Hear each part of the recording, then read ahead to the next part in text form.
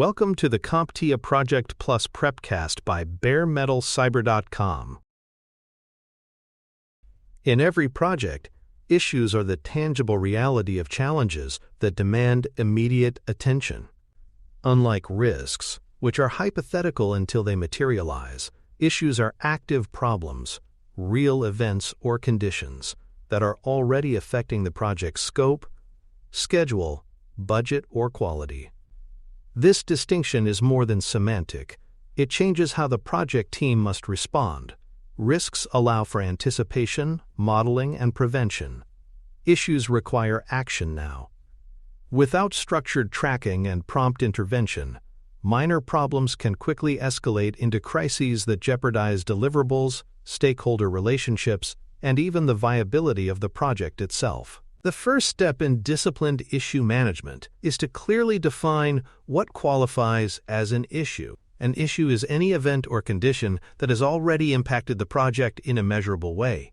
It may take the form of a missed milestone, an unavailable critical resource, a technical breakdown, or an unresolved question that is blocking progress. While some issues are the result of known risks becoming reality, others emerge unexpectedly from factors the team did not anticipate. Regardless of their origin, issues demand structured documentation and resolution so they do not recur or worsen over time. This formalization begins with the issue log.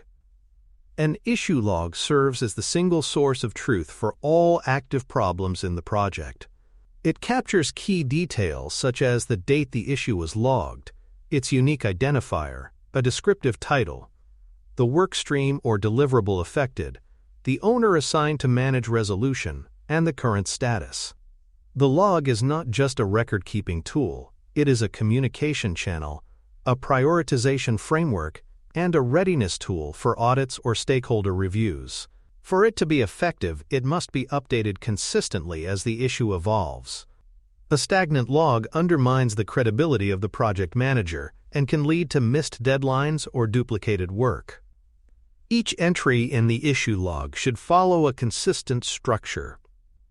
Beyond identifiers and basic descriptions, it should include the origin of the issue, the immediate consequences, the agreed next steps, and the due dates for those actions. Priority levels, typically high, medium, or low, should be assigned to help the team focus its resources appropriately. Status fields, such as open, in progress, pending escalation, or closed, keep everyone aware of where the issue stands at any given moment. By standardizing these elements, the project team ensures that issues can be quickly understood and acted upon by anyone reviewing the log. Prioritization is the next essential layer of control. High-severity issues are those that could delay critical milestones, breach compliance requirements, or cause significant cost overruns if not addressed immediately. Medium-severity issues may disrupt progress but can be managed within short-term workarounds or schedule adjustments. Low-severity issues are often administrative or peripheral, requiring monitoring but posing minimal risk if delayed. The goal of prioritization is not just to sort the log, it's to ensure that the most damaging problems are handled first, with clear visibility to decision-makers. Escalation is the mechanism that ensures unresolved or critical issues rise quickly to the attention of those with the authority to resolve them. The project management plan should define the escalation path in advance, including thresholds for when an issue must be raised to functional managers, senior leadership, or the project steering committee. Escalation triggers might include impacts beyond a certain cost threshold, delays that threaten contractual obligations, or stakeholder confidence concerns. Having these criteria in place prevents indecision during crises and removes ambiguity about when and how to escalate. Roles and responsibilities are central to effective issue management. The project manager owns the process, ensuring that issues are logged, tracked, and advanced toward resolution. Issue owners, often chosen for their subject matter expertise or control over the affected area, are accountable for investigating the problem, coordinating solutions, and reporting progress. Team members contribute observations, data, and fixes, while stakeholders may be engaged for decisions or approvals. This network of responsibilities ensures that issues are not left unattended, and that resolution efforts are both targeted and collaborative. For complex issues that require specialized input, functional managers and subject matter experts play a crucial role. Functional managers might need to reassign resources, adjust team priorities, or approve changes in workflow to address the problem.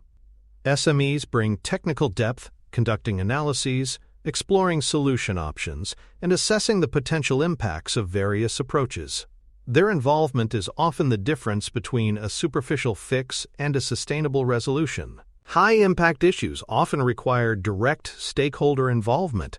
When deliverables, customer commitments, or regulatory obligations are threatened, stakeholders must be informed promptly.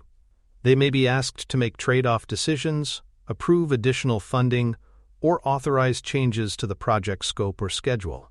Transparent communication with stakeholders at this stage builds trust, ensures alignment on the resolution strategy, and prevents surprises later. Post-resolution follow-ups should also be part of stakeholder engagement, confirming that the agreed outcomes were delivered and that no new issues have emerged as a result of the fix. Once issues are logged, prioritized, and assigned, the way they are acted upon depends heavily on their severity level. High-priority issues are urgent matters that require immediate attention and often need executive awareness or intervention. These might involve failures on the critical path, contractual breaches, or operational disruptions with direct financial consequences. Moderate issues are significant enough to affect team productivity or short-term schedules but can usually be resolved within predefined timelines by the project team. Low-priority issues, while still important to track, may be deferred, monitored, or bundled together with other tasks for resolution at a later stage. The severity classification drives not only the order of action but also the level of resources and visibility allocated to each issue. Defining resolution timelines for every issue is essential for maintaining accountability. Each issue should have a target resolution date that aligns with its priority and complexity. High-severity issues might have deadlines measured in hours or days, while lower-priority ones could be addressed over weeks. The key is to ensure that timelines are realistic, but not open-ended.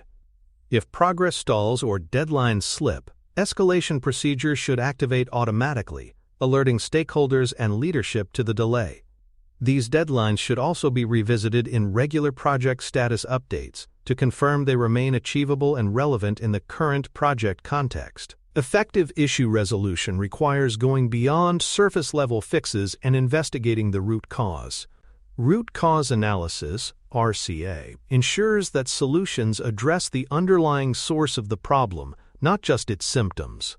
Techniques like the 5 whys or fishbone diagrams help teams systematically explore the contributing factors technical, procedural, human, or environmental that led to the issue. Documenting this analysis in the issue log creates a reference for future projects, helping prevent similar problems from recurring. Without root cause identification, the same issue or a variation of it is likely to resurface later, potentially with greater impact. Each issue entry should include a record of the corrective actions taken. These actions should be clearly described, including the sequence of steps, the resources used, and the results achieved. If a workaround, a temporary fix, was implemented to keep the project moving while a permanent solution was developed, that should be noted as well. Workarounds can be valuable in reducing immediate disruption, but they also carry risks if they are mistaken for complete solutions.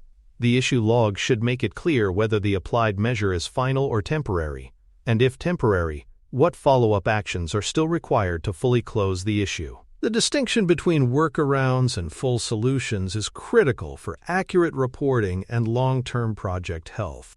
A workaround might involve bypassing a malfunctioning system with a manual process, while a full solution would repair or replace the system entirely.